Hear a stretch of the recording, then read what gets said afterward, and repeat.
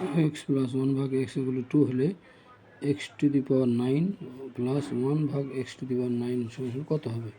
অঙ্কটা যদি আমরা অনুসিদ্ধান্ত সূত্র ব্যবহার করি তাহলে ধরা খেতে হবে, অনেক সময় লাগবে। আমরা ইচ্ছে করলে এটাকে সমাধান করে করতে পারি। এক্স লসাগু করলে x square plus 1 equal to 2 বা x square plus 1 equal to 2x বা x square minus 2x plus 1 equal to 0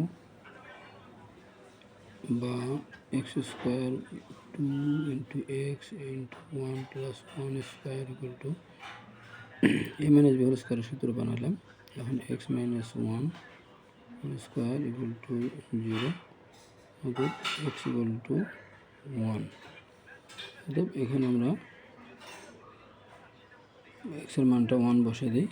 9 plus 1 ভাগ 1-এর উপর 9 তাহলে সমান হয় 1 প্লাস 1 ইকুয়াল টু হচ্ছে 2 অ্যান্সার।